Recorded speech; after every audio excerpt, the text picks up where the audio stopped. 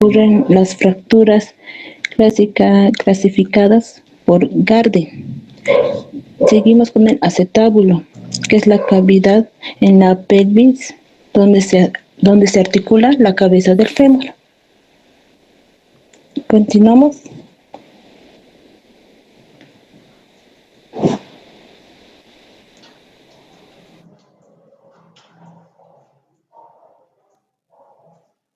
Bueno, hablando de la ubicación, las fracturas pueden ocurrir en distintas zonas del fémur. Puede ser fracturas intracapsulares o también fracturas extracapsulares. En las fracturas intracapsulares va a estar dentro de la cápsula articular. Fractura del cuello femoral ocurre cuando la cabeza del femoral y los trocantes hay un alto riesgo de necrosis vascular. Ya, y en las fracturas extracapsulares es fuera de la cápsula articular. Siguiente, por favor. Sí. Ya, bueno, hablando de la clínica, en este paciente vamos a ver una incapacidad para caminar. Va a haber obviamente dolor en la región inguinal o en la parte de la cadera. Va a tener una movilidad limitada en la articulación.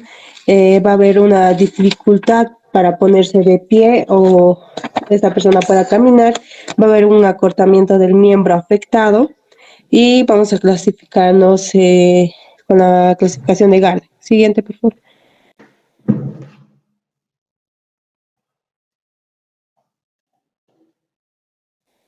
Bueno, tenemos las fracturas laterales, hablando de la clasificación de Garden. Esta se va a utilizar para las fracturas intracapsulares del cuello femoral. Tenemos del 1 al 4, en el cual el 1 va a ser una fractura incompleta por impactación, donde se va a observar la estructura corta inferior. En el 2 vamos a tener una fractura completa no desplazada. En el 3 vamos a encontrar una fractura completa, desplazada parcialmente, menor al 50%. Y en el 4 vamos a encontrar una fractura completa, un desplazamiento completo, mayor al 50%. Siguiente. Vamos a continuar lo que son con las fracturas laterales. Vamos a utilizar lo que es la clasificación de Hansen. En lo que es esta clasificación vamos a dividirla en una clasificación tipo 1, tipo 2 y tipo 3 y tipo 4. En la clasificación tipo 1 va a haber lo que es una fractura estable, sin desplazamiento o un desplazamiento que sea menor a 2 milímetros, ¿no? En el de tipo 2 va a haber dos fragmentos. En el de tipo 2 se van a dividir tanto en A como en B. En la A va a haber lo que es una fractura transversal, va a haber 3 fragmentos y va a haber lo que es una fragmentación en lo que es en el trocante mayor. En la B va a ser una fractura espiroidea, va a haber 3 fragmentos igualmente y va a involucrar lo que es el trocánter menor. En las de tipo 3 va a haber lo que es una fractura inestable, una combinación posteromedial. En la de tipo 4 va a haber lo que es una fractura con excepción supracondilia, que son muy inestables. Siguiente, por favor. En lo que es el diagnóstico se va a pedir lo que es una radiografía simple de cadera, una resonancia magnética y una tomografía computarizada. Hay que mencionar también que en el diagnóstico se va a tomar mucho en cuenta lo que es la anamnesis, ¿no? La presentación que va a presentar dolor a la palpación en el sitio del lugar que está afectado, una reducción, ¿no?, de la movilidad de lo que es la extremidad. Es importante tomar en cuenta también lo que es la anamnesis. para lo que es el diagnóstico. En lo que es el tratamiento, en el tratamiento se va a tomar en cuenta, bueno, se va a dividir para el tratamiento como intracapsulares y extracapsulares. En las intracapsulares, en el tratamiento va a incluir si es que es desplazable o no desplazable.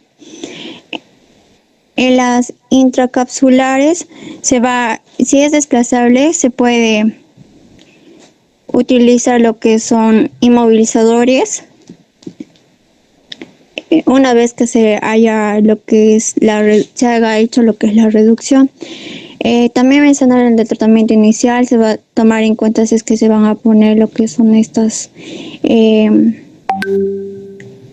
los fijadores de punción.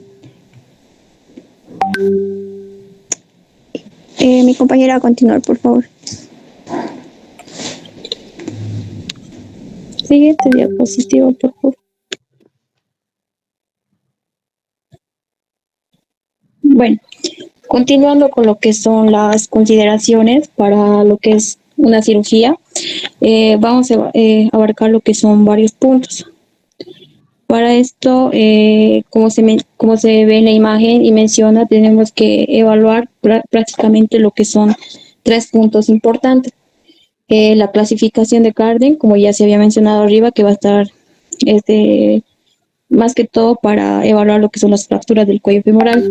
En la clasificación de Garden se clasifica por 4 puntos, como se mencionó, tipo 1, tipo 2, tipo 3, tipo 4.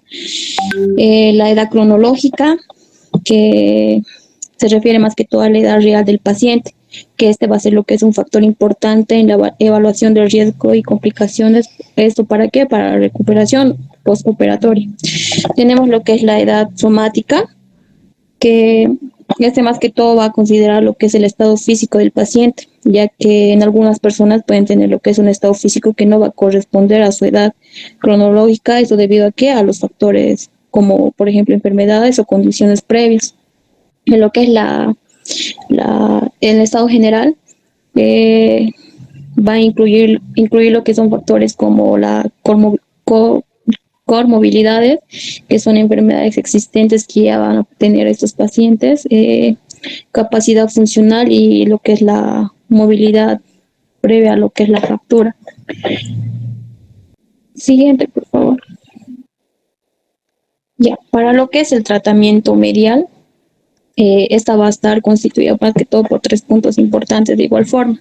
Tenemos lo que es el no desplazado, que sería la G1-G2, que es 8 síntesis, que es fijación y in situ.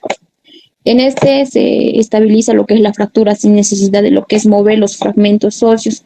Suelen usar lo que son tornillos o clavos para fijar y permitir lo que es su consolidación.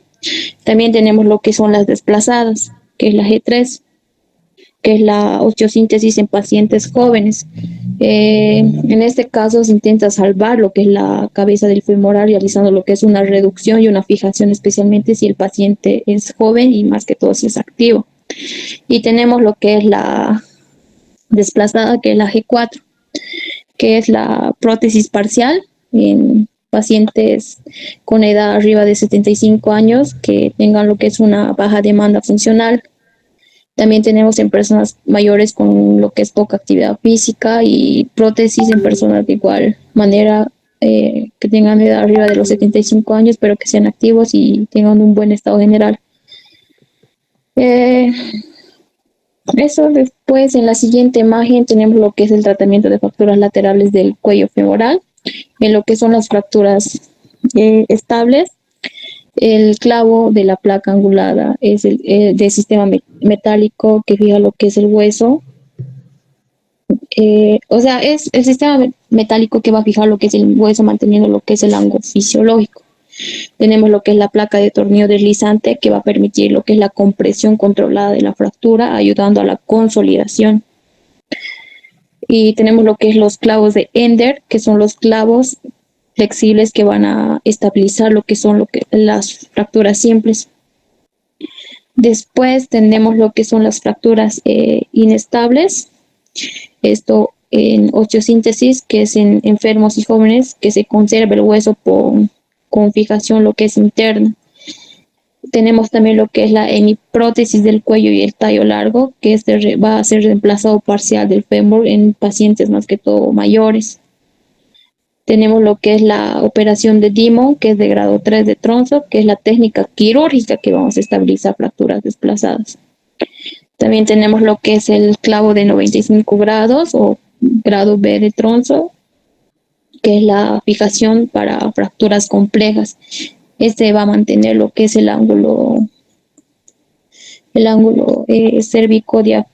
cervicodiafisario. También tenemos lo que es el clavo de placa angular larga. Este más que todo hace para fracturas que se extienden por debajo de lo que es el trocante menor.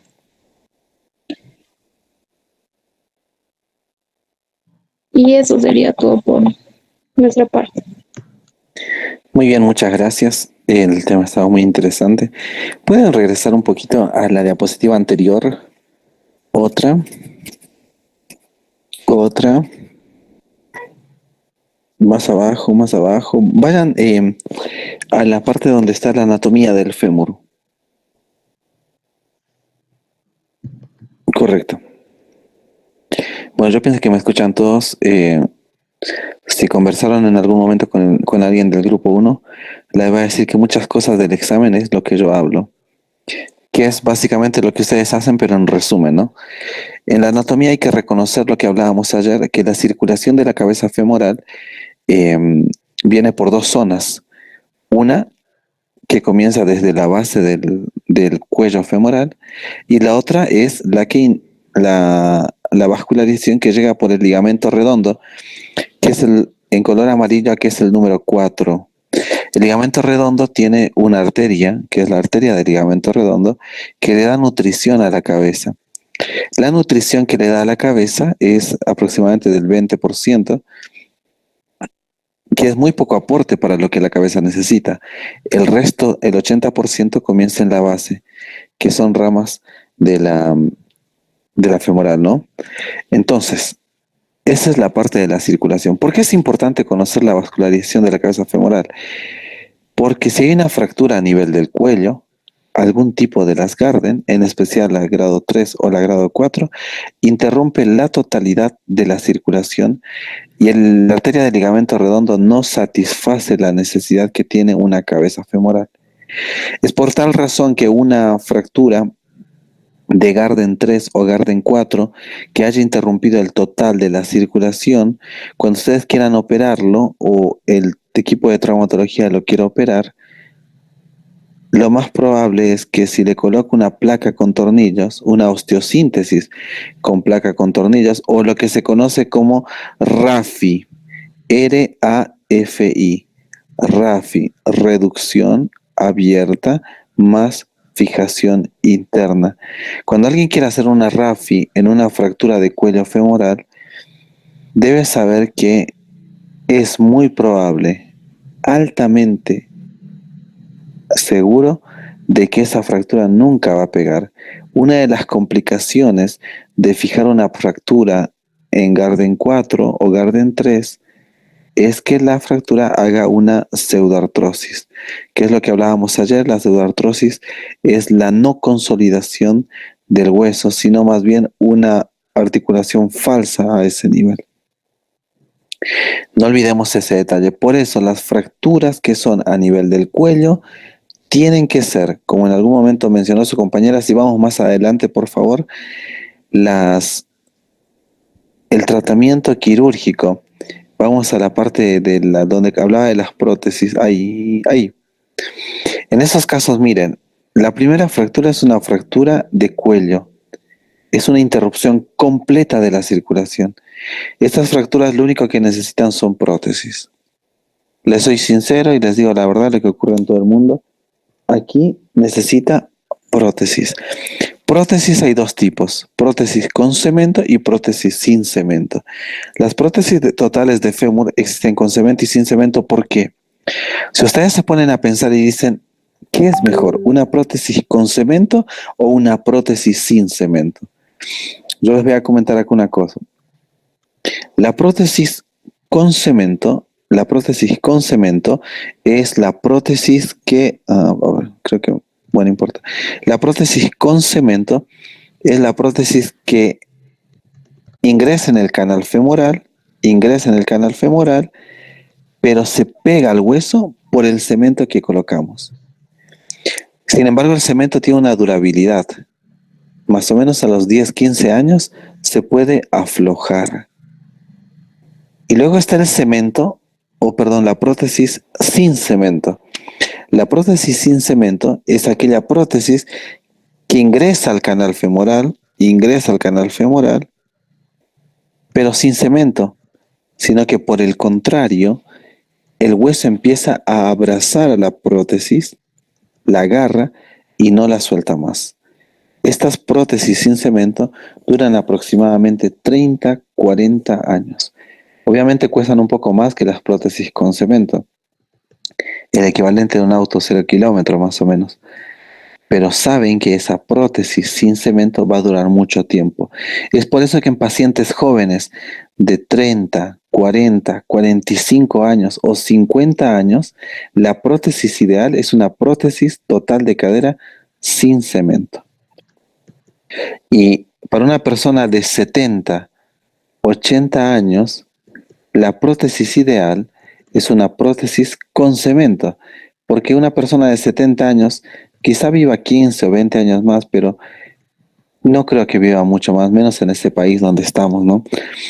Y en personas mayores de 90 a 92 años no se colocan prótesis totales, se colocan prótesis parciales.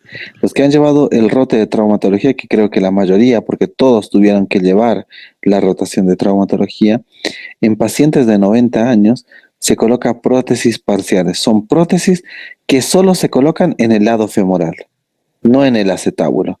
Las prótesis totales se colocan en el acetábulo y en el fémur. Las parciales solo en el fémur.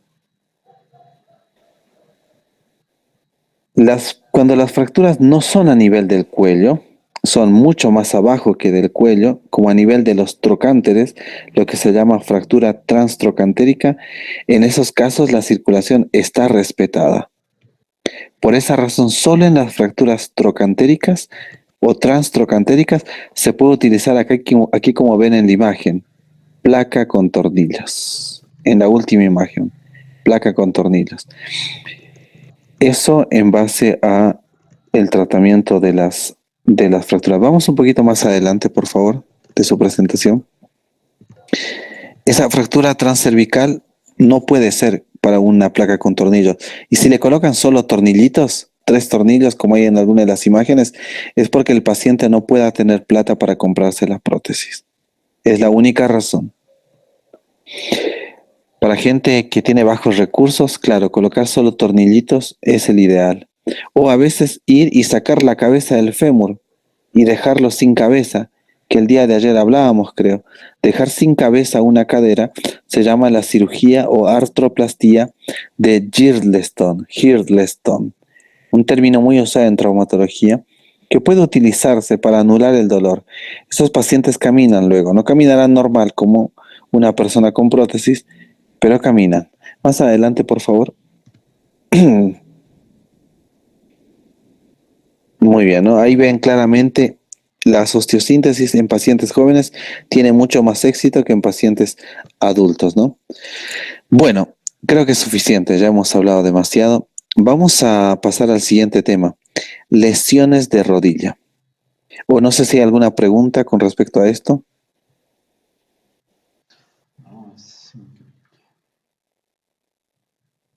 ¿Alguna pregunta? No. No, doctor. Muy bien, perfecto. Vamos a lesiones de rodilla.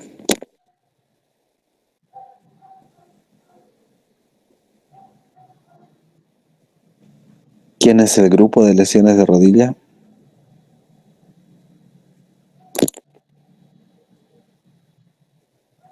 Es mi grupo, doctor. Muy bien, Jocelyn.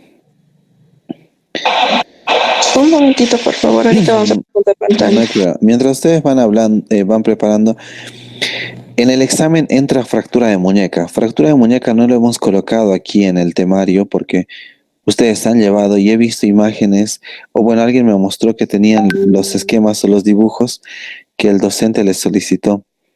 Así que si quieren que les dé algunas pautas para el examen, estudien los epónimos de la fractura de muñeca.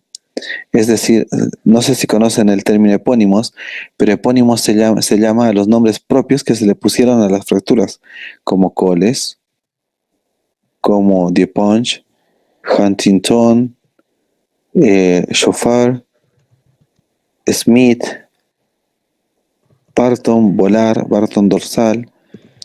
Esos epónimos son tipos diferentes de fracturas de muñeca que los tienen que saber. También es bueno que estudien los ángulos. Cuando ustedes tienen una radiografía de muñeca, la radiografía de muñeca tiene unos ángulos que se deben respetar. El cúbito, por ejemplo, no puede ser más alto que el radio. El radio siempre es más alto que el cúbito. La inclinación radial, 21 grados. La inclinación volar, 11 grados.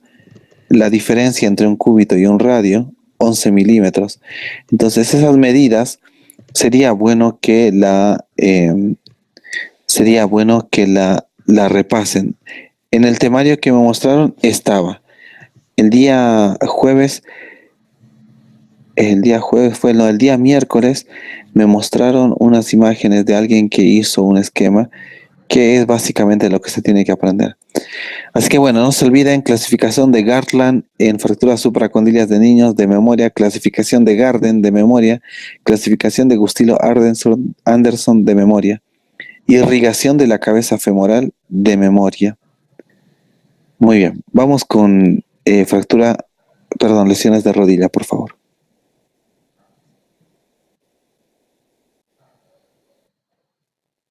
Mi compañero ahorita va a presentar un momentito, por favor, doctor, está con su computadora.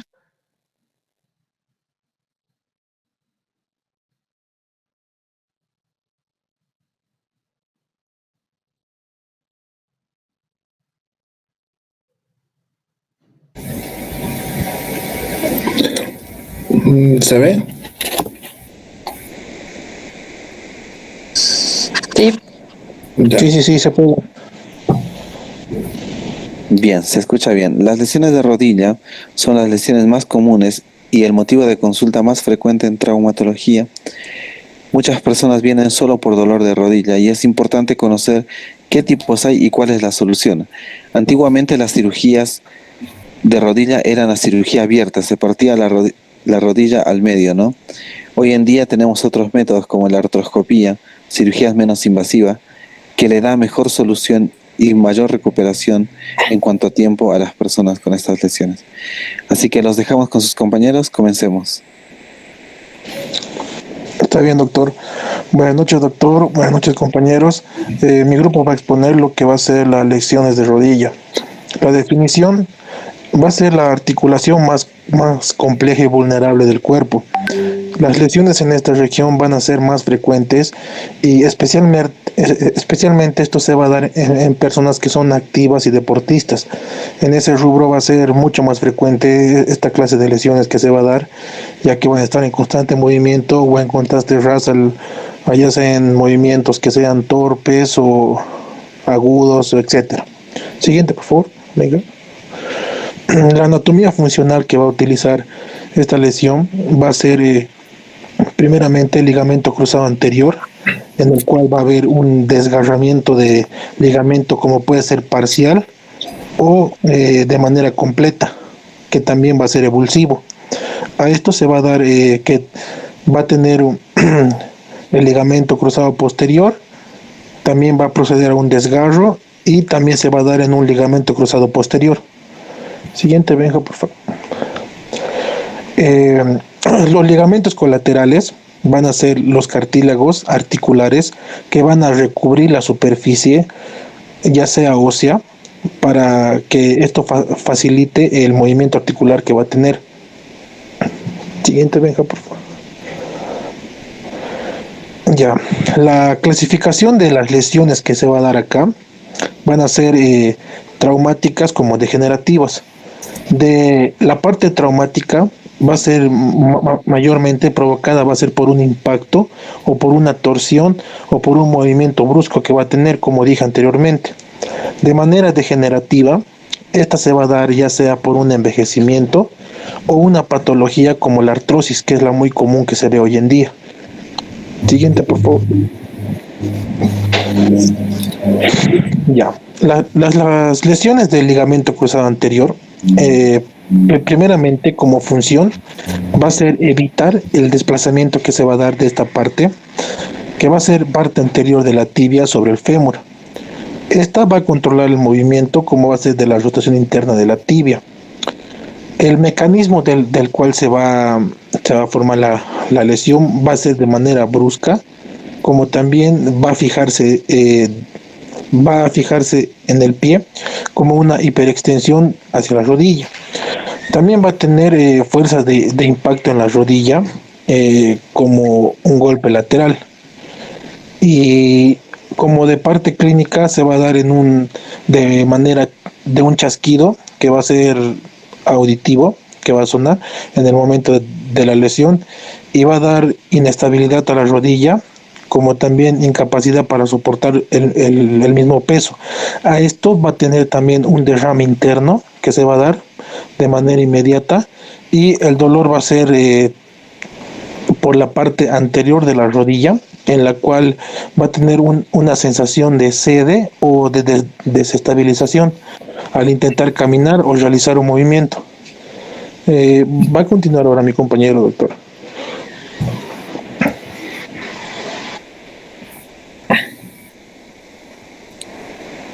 Ya, para el diagnóstico de la lesión del ligamento cruzado anterior, vamos a tener lo que es primero la resonancia magnética. Después, bueno, esta nos va a ayudar a ver los tejidos blandos, ¿no? Después vamos a tener dos maniobras, las cuales son el test de Lachman, que como está en la imagen, se pone flexión en rodilla de 20 a 30 grados. Se pone una mano en el extremo distal del fémur y la otra en el extremo proximal de la tibia, y se van a hacer movimientos de anterior o posterior. Y eso nos va a haber una inestabilidad, ¿no? Después tenemos la de cajón anterior, que consiste en apoyarnos sobre el pie del paciente, hacer una flexión de la rodilla y con nuestras manos empujar hacia anterior. Y esta, si cede, es positivo la prueba de cajón. Siguiente. Después vamos a tener lo que es tratamiento. El tratamiento va a consistir va a haber un tratamiento conservador y otro quirúrgico. El conservador va a incluir la fisioterapia, los ejercicios para el fortalecimiento muscular, y también el uso de órtesis. Esto más que todo va a ser en personas que no necesiten mucho de su ligamento, en el caso, por ejemplo, de ya personas mayores o no deportistas, por ejemplo. Y después tenemos el quirúrgico, que sí va a ser, por ejemplo, en los futbolistas o las personas que necesiten su ligamento. Se va a realizar utilizando injertos que van a reemplazar el ligamento roto. Creo que se usa una parte del ligamento rotuliano, si no me equivoco, se corta una parte del ligamento rotuliano y ese se va a insertar como sustituto del ligamento cruzado anterior. Y se va a realizar mediante una artroscopía. Siguiente, por favor.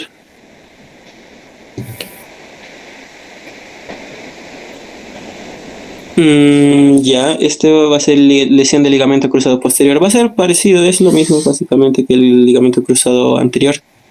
Su función va a ser evitar el desplazamiento hacia la parte posterior de la tibia sobre el fémur, y van a ser menos frecuentes que el ligamento cruzado anterior. El mecanismo de lesión va a ser impactos directos en la tibia proximal, caída sobre la rodilla flexionada y lesiones deportivas. La clínica va a ser la misma, va a ser dolor en zona posterior de la rodilla, una inestabilidad posterior, no va a tener una sensación de que se le va la rodilla hacia atrás, que puede empeorar al caminar. También va a haber edema, hinchazón de la rodilla y dificultad para soportar peso sobre la pierna afectada.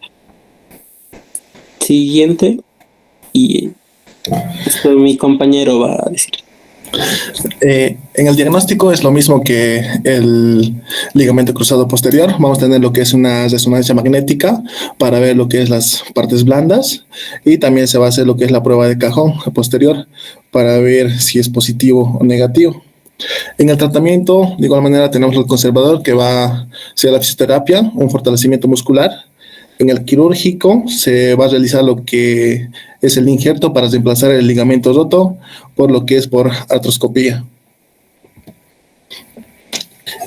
Lesiones de ligamentos colaterales. Las causas más comunes van a ser lo que es un impacto directo, como a las personas que juegan fútbol, movimientos bruscos y también las caídas incorrectas o caídas de un lugar muy alto, de alto impacto. En la clínica vamos a tener lo que es dolor en la parte interna de lo que es de la rodilla, vamos a tener hinchazones. Esto se va a clasificar lo que es leve, moderado y grave. En el grado 1 tenemos lo que es leve, lo que es la distensión del ligamento sin desgarro. En el grado 2 vamos a tener lo que es el desgarro parcial del ligamento. Como podemos ver aquí en la imagen, aquí tenemos un desgarro parcial del ligamento. Y en el grado 3 ya va a ser lo que es el desgarro completo. En el diagnóstico vamos a tener lo que es una exploración física. Vamos a hacer lo que es la prueba de Baro. Lo que podemos ver aquí en la imagen. 2, la palpación del ligamento colateral. En la resonancia magnética vamos a poder ver lo que es, vamos a poder ver las partes blandas para determinar el grado de lesión de lo que va a tener. Va a continuar mi compañero.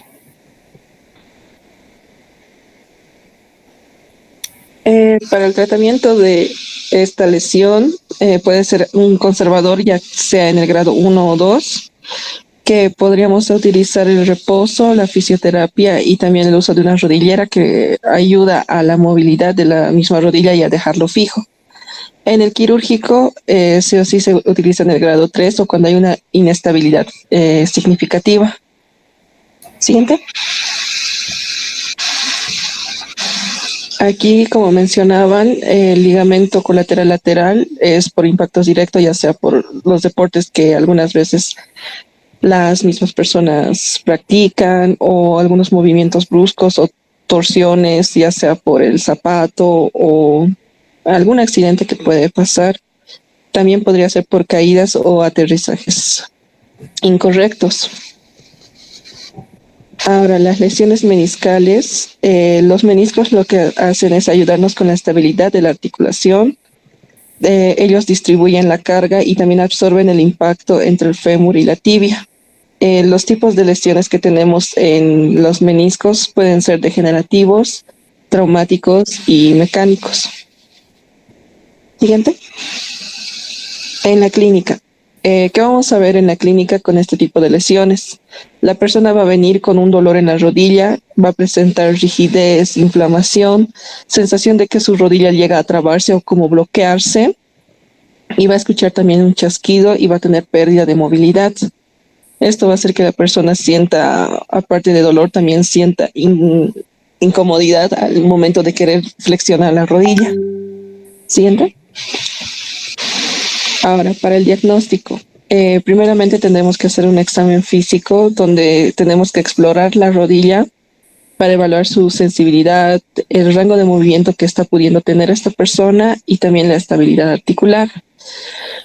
Para la prueba de imagen, la mejor prueba de imagen que podemos tener es la resonancia magnética. ¿Por qué? Porque como dijo mi compañero, es más precisa para diagnosticar estas lesiones porque muestran los tejidos blandos y también podemos ver la condición del cartílago. Siguiente. Ahora, para las pruebas de exploración física, las mejores que podemos utilizar para las lesiones de menisco son las pruebas de McMurray y las de Apple, como se ve en la imagen. Siguiente. Ahora, para el tratamiento en este tipo de lesiones puede venir desde lo más simple hasta lo más complejo.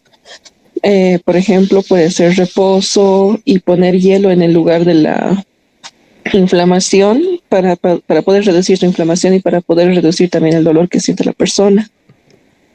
Podemos también decirle al paciente que haga una compresión y elevación para controlar la hinchazón, por ejemplo, esas rodilleras que estábamos mencionando. Ahora, medicamentos antiinflamatorios, ya sea como el más común, que es el ibuprofeno para el dolor, fisioterapia también para recuperar la fuerza y la movilidad y estabilidad de la misma articulación, y uso de férulas, rodilleras o muletas, si es que la persona llega a sentir demasiado dolor o incomodidad. Esto también para que le dé estabilidad a la persona al momento de moverse. Y en casos muy graves, como podría ser un desgarro de los ligamentos de los meniscos, tendríamos que recurrir sí o sí a las cirugías. Y eso sería todo, doctor. Muy bien, muchas gracias. Vamos por favor a la imagen de atrás.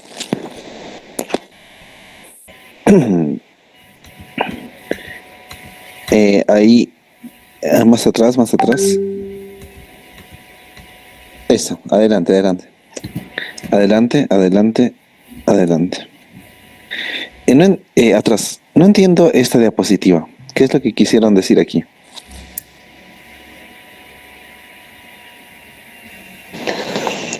No, doctor, es que ahí venían imágenes, pero al final, como lo hicimos, como lo hice rápido, no se puso bien. Era a continuación de la anterior diapositiva.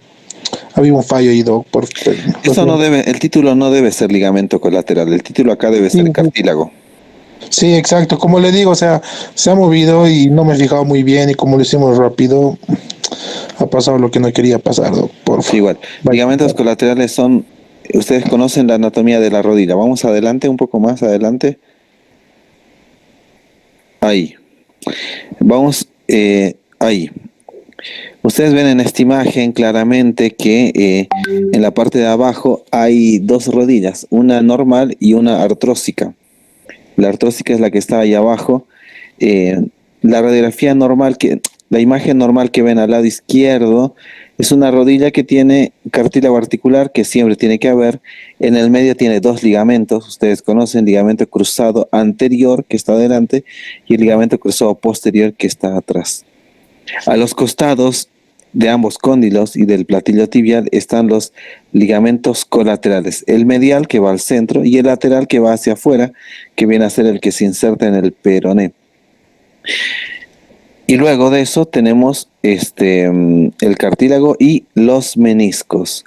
Los meniscos son estructuras fibrocartilaginosas que se encuentran entre ambas rodillas y que le dan estabilidad, producen amortiguamiento y protección a la rodilla. Eso en cuanto a la anatomía, ¿no? Que no tienen por qué olvidarse. Vamos a la siguiente, por favor. La siguiente diapositiva, eso. Atrás. Esa imagen que ven ahí abajo es una imagen de varo o de valgo. ¿Quién me puede responder? De valgo. Correcto. De valgo. De valgo. Cuando las rodillas se van adentro es valgo. Cuando se van afuera es el varo. Es la maniobra de bostezo, ¿no? Que la deben conocer.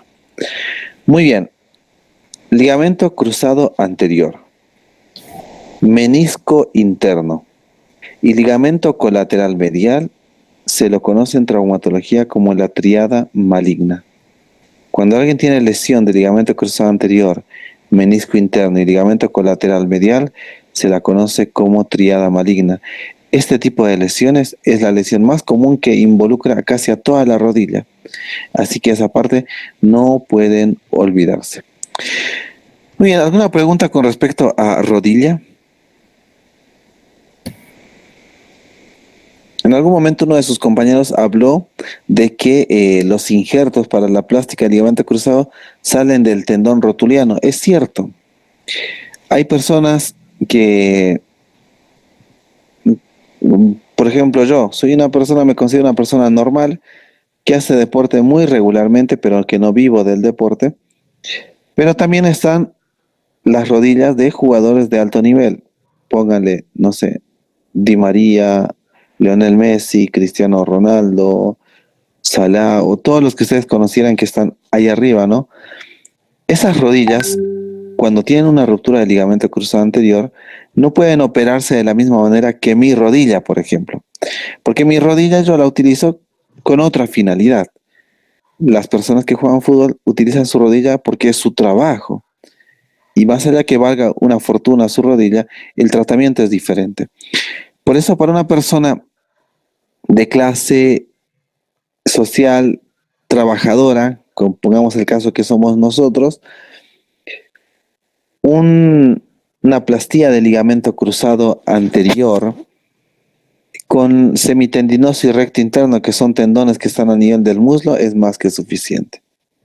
Pero una plastía de ligamento cruzado anterior en un jugador de alto nivel de la élite, ellos no necesitan esos tendones que acabo de mencionar. Ellos necesitan hueso, hueso, tendón, hueso. Se llama HTH, como el tendón rotuliano. Ese es otro aspecto de evaluar, ¿no? No olviden que las personas normales no somos igual que las personas que sí juegan fútbol a alto nivel. Y más allá de eso, hay que reconocer, como dijo en algún momento alguno de sus compañeros, que las personas menores de 45 años sí vale la pena que se operen de ligamento cruzado anterior.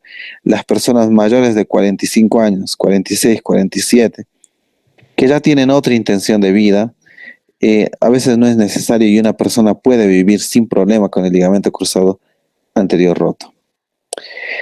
¿Alguna pregunta sobre este tema? Y nos vamos a la última presentación. ¿Ninguna?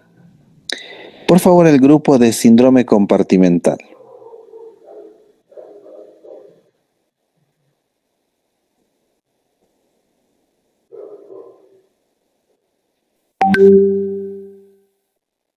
No quiero olvidarme de nada. Tumores óseos y lesiones de hombro, ¿no? ¿Ese también era un tema? ¿Hay alguien que expone lesiones de hombro? Hola.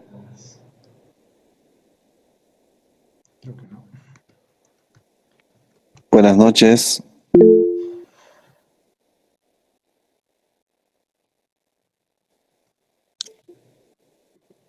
¿Alguien expone el tema de lesiones del hombro? Hola, hola. Hola, hola. Creo que Creo no, que no, doctor. Muy bien. Lesiones de hombro, no. Excelente. Sí, Doc, sí, ¿Quién expone lesiones de hombro? somos yo, Alex y Matheus. Pero Ok. dijo para la siguiente semana, no para la final. Nos van a quedar 3 temas para exponer. Tumores óseos, lesiones del hombro y osteomielitis. Nosotros ya vamos como 5 clases ahora sí, como de corrido por los temas que avanzamos, pero vamos a ver si la universidad nos deja tener alguna clase más para esto. Hoy acabamos con lo que ustedes necesitan para... No, igual tenemos que tener una clase para tumores óseos, no nos queda otra opción. Bueno, continuemos. Vamos con síndrome compartimental. Síndrome compartimental. Una breve introducción antes de que empiecen sus compañeros. Es una emergencia traumatológica. Son pocas las emergencias traumatológicas. Una fractura como tal no es una emergencia traumatológica, en el que tiene que estar el médico ahí, rapidísimo. No, hay tiempo, hay espacio, hasta días incluso, para que pueda ser evaluada una fractura.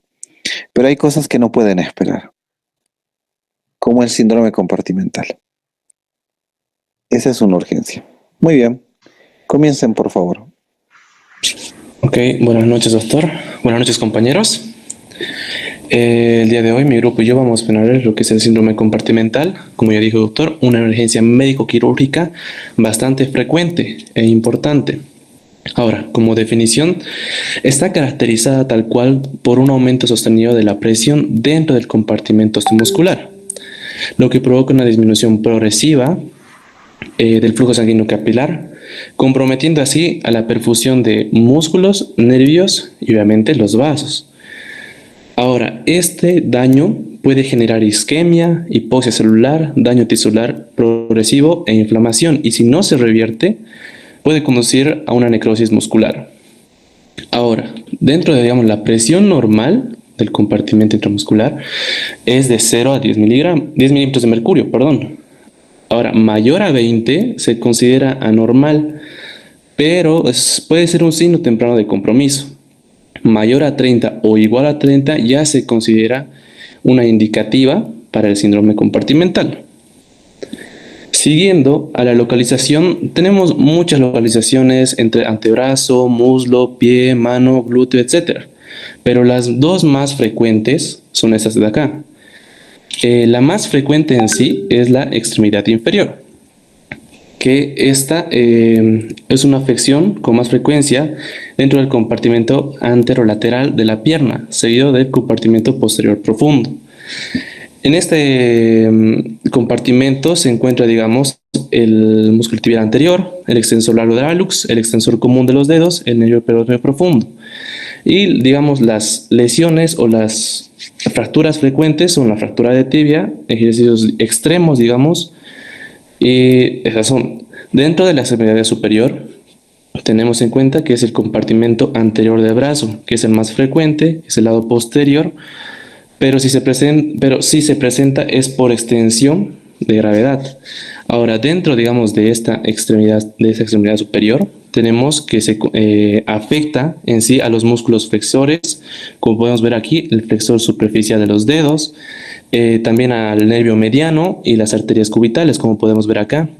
En este caso, los músculos se ensanchan, empiezan a comprimir las arterias, los capilares pequeños, y de esa manera es de que produce esta hipoperfusión, ¿no?, del músculo.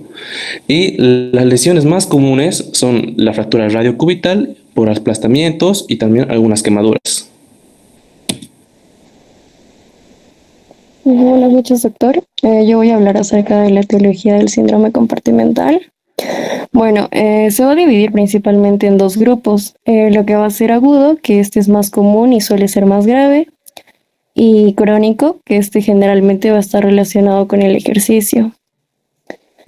Dentro de las causas agudas vamos a tener a las fracturas, que estas son especialmente de tibia y antebrazo, también a traumatismos contusos con sangrado dentro del compartimento, también la reperfusión tras isquemia prolongada, por ejemplo en una cirugía vascular o en un síndrome de aplastamiento también. El usar los vendajes, yesos o también dispositivos ortopédicos que van a estar muy ajustados. También quemaduras, como mencionó mi compañero.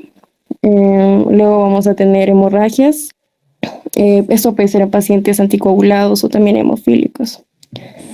Y las inyecciones intraarteriales o intravenosas que van a causar un edema o también causan necrosis. Luego vamos a tener las crónicas, que las causas más comunes vamos a tener la actividad física, que esta es repetitiva, por ejemplo, en personas que son atletas o corredores. Vamos a tener la hipertrofia muscular excesiva, que esto no va a permitir un espacio suficiente para que haya una expansión, y las alteraciones en el retorno venoso linfático. También vamos a tener la clasificación según la fisiología. Estas van a ser por factores externos y por factores internos. Los externos van a ser aquellos que van a ejercer una presión desde fuera del compartimento. Por ejemplo, pueden ser los vendajes, las férulas o yesos, que van a estar muy apretados. También el usar dispositivos compresivos como son las botas ortopédicas, los torniquetes. También las quemaduras con formación de escaras constrictivas. Bueno, en resumen, quiere decir que estos factores van a aumentar la presión externa sobre el compartimento y así se va a ir disminuyendo el retorno venoso y también el retorno linfático.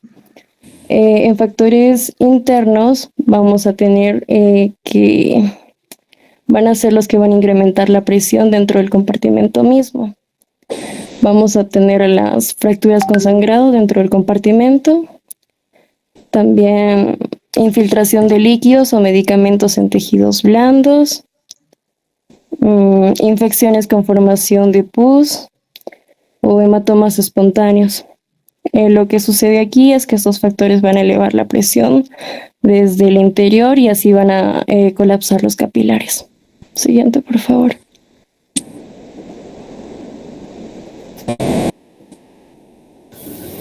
Bueno, doctor, buenas noches. En este caso vamos a seguir con lo que es la fisiopatología.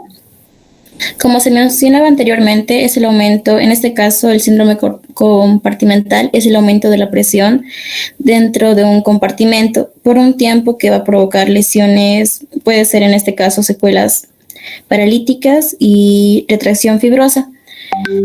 Primero que nada puede haber una causa, provoca un hinchazón o un sangrado dentro de un compartimento, puede ser a causa, como decía mi compañera, por una fractura, un golpe, un vendaje muy apretado, etcétera. Y también la fascia no se va a estirar, así que la presión interna va a llegar a subir. Esta presión va a apretar lo que son los vasos sanguíneos. Esto significa que va a llegar menos oxígeno a los tejidos y va a producir una isquemia por falta de oxígeno. Va a haber un daño celular. Como resultado puede haber una necrosis si no se llega a tratar a tiempo. Siguiente diapositiva, por favor. En este caso, manifestaciones tempranas. El paciente puede llegar a presentar parestesias, dolor ante el estiramiento de los dedos, paresia, alteraciones en la coloración de la piel y también a la palpación dolorosa del compartimento.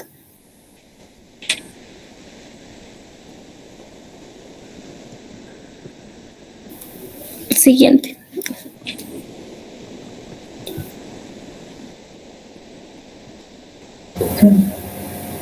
Buenas noches, doctor. ¿Se escucha?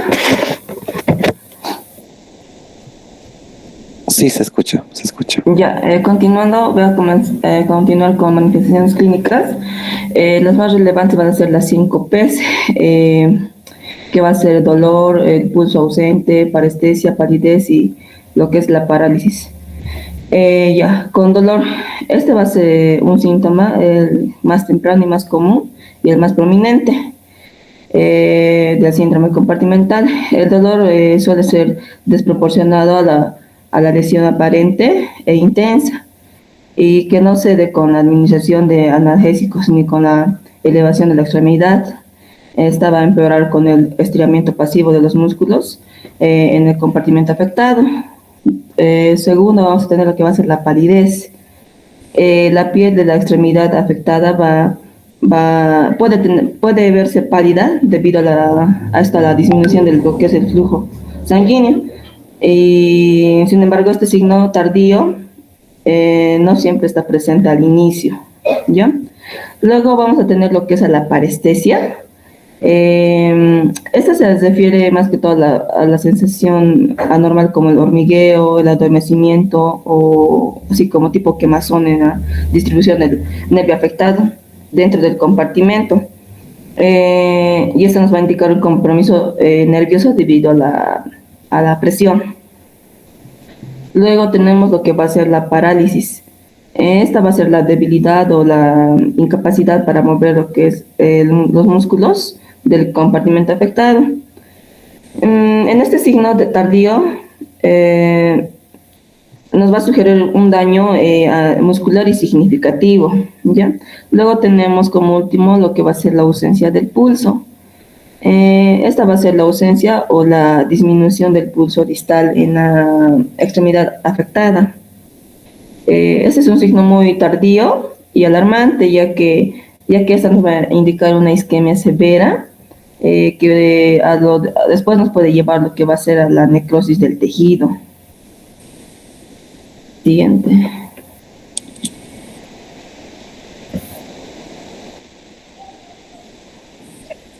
Bueno, buenas noches, doctor. Yo voy a continuar hablando del diagnóstico. Como primero, vamos a tener a la presión intracompartimental, que aunque el diagnóstico es clínico, la medición de la presión intracompartimental es una prueba muy objetiva, ¿no? Y confirmatoria, especialmente en los casos dudosos en donde los pacientes van a estar inconscientes, o con una alteración de conciencia. ¿Cómo se va a realizar? Se va a introducir una aguja o un catéter conectado a un transductor de presión en el compartimento muscular afectado, ¿no? Una presión intracompartimental generalmente mayor a 30 milímetros de mercurio o con una diferencia de menos del 20 al 30 entre la presión diastólica y la presión intracompartimental va a ser indicativa del síndrome compartimental. Bueno, puede variar según la literatura, ¿no? Un poco. Eso. Siguiente, por favor. Ahora, hablando de la clínica, aquí entrarían los signos y síntomas que, como mi compañera acaba de mencionar, están las 5 Ps, como el dolor, que es el síntoma más temprano y constante. También vamos a tener las parestesias, que son las alteraciones de la sensibilidad, como el entumecimiento, el hormigueo o sensación de alfileres y agujas. También vamos a tener la parálisis, que es la debilidad o incapacidad de mover, ya sea los dedos o la parte distal de la extremidad afectada, ¿no? Lo que va a sugerir una isquemia nerviosa o muscular avanzada. También vamos a tener a la ausencia de pulsos. Aquí vemos un pulso débil o ausente en la arteria distal a la lesión. Es un signo muy tardío y ominoso. También tenemos a la presión. El compartimento afectado puede sentirse tenso y duro a la palpación. En las pruebas hemáticas vamos a tener a la creatincinasa o a la creatina quinasa, ¿no?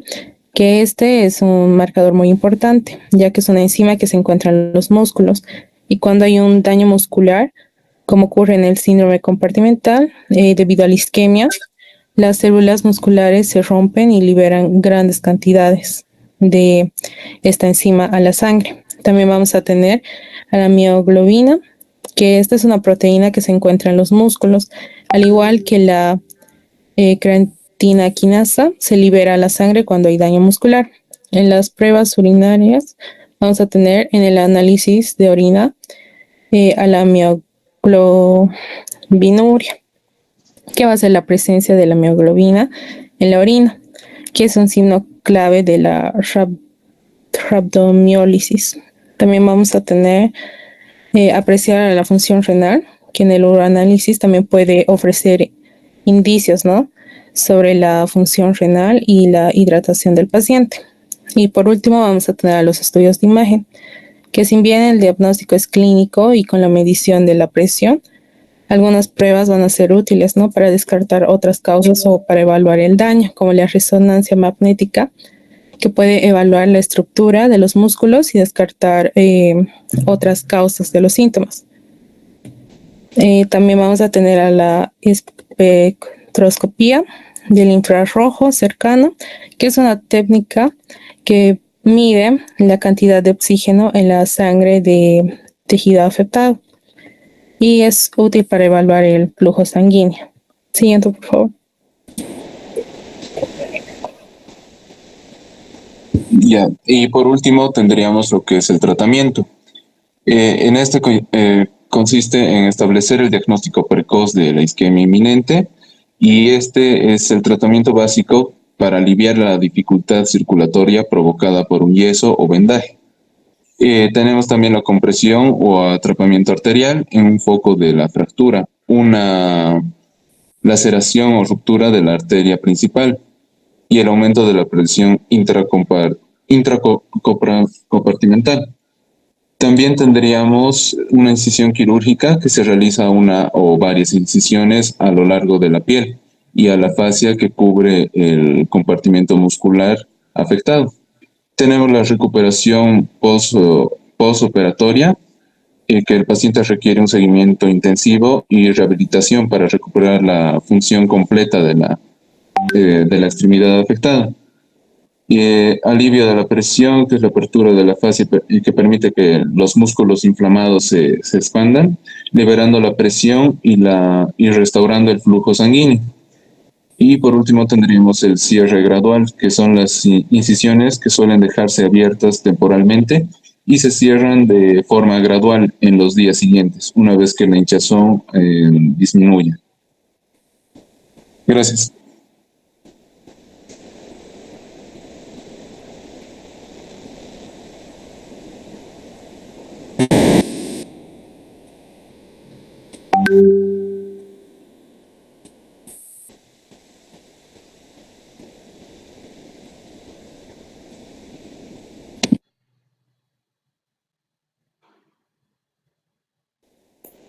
¿Hay alguna pregunta sobre este tema? Disculpen.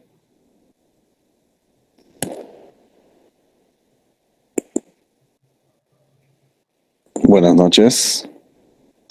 No, doctor. Está bien, doctor. ¿Ninguna pregunta? Solo quiero recalcar algunos puntos. Al principio de la diapositiva él mencionó claramente y tienen que reconocer que la presión compartimental, que es lo que está dentro del tejido muscular, dentro de la aponeurosis o de la fascia, es de 10 milímetros de mercurio. Y síndrome compartimental se considera cuando sobrepasa 3 veces su valor, es decir, más de 30 milímetros de mercurio, se considera un síndrome compartimental. Tiene las 5 P's, o algunos conocen como las 6 P's, que está la poiquilotermia. La poiquilotermia es una P más que no está mencionada aquí, pero la poiquilotermia puede ingresar, es la temperatura que adquiere la extremidad afectada en base a la temperatura del ambiente, ¿no?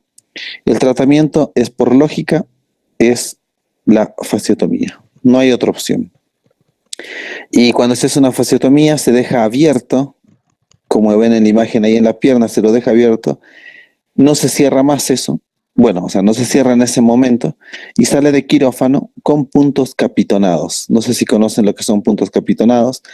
Si alguna vez vieron casos en cirugía abdominal en el que hicieron una laparotomía contenida, es decir, abrir el abdomen y dejarlo abierto, se deja puntos capitonados que son hilos que atraviesan un segmento de una manguera, un catéter, para evitar que se desgarre la piel. A la semana, si todo está bien, estas lesiones se vuelven a cerrar por suturas de aproximación en otro tiempo. No sé si hay alguna pregunta más, pero terminando este tema, ustedes ya están en condiciones de dar un examen. Seguramente repasarán algo más, pero mañana estarían en condiciones de dar el examen. Ahí está, yo subí en el grupo temas avanzados. Son los que están ahí y de eso se toma el examen. Fractura de muñeca añadido a eso y algunas que otras preguntas de cultura general que seguramente ustedes lo van a tener. Dígame, Lenin Le. Doctor, disculpe, el día de mañana, ¿qué hora es el examen? Miren, me decía una de sus compañeras que de preferencia tomarlo a las 2 estaría bien. Eso me decía, 2:15. Luego yo me contacté con la doctora Arancibia, que es la otra opción, y me dijo que ella puede tomar también el examen. Así que en el transcurso de la mañana yo lo hablo con ella, cuál es el mejor horario, pero la otra opción es que lo den el día sábado, que se podría también. Pero no lo tomaría yo, lo tomaría la doctora, a menos que alguien no quiera darlo en día sábado, ¿no? No, doctor, mañana, el sábado tenemos examen. Entonces yo quedo con la doctora Arancibia. ¿Y a qué hora más o menos? No, ya me dijo una de sus compañeras, lo ideal que sea máximo a las 2 de la tarde, ¿puede ser? Sí. Porque había otra opción de tomarlo a las 11:15 de la mañana.